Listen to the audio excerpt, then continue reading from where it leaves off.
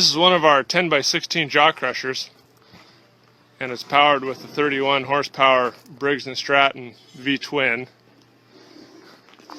And a lot of guys are asking for a combustion motor to run these jaw crushers so they can put it on a trailer and take it to the job site where they don't need three-phase power or out at the remote mine site.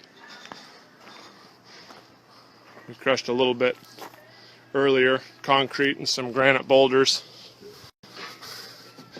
We have the jaw gap set at about 1.5 inches.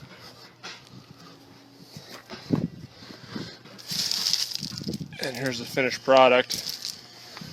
I got some more chunks of concrete here we're going to crush. This one down here is about 6 or 7 inches thick. Some of these other ones are, yeah, that's 6 inches, and these other ones are about 5.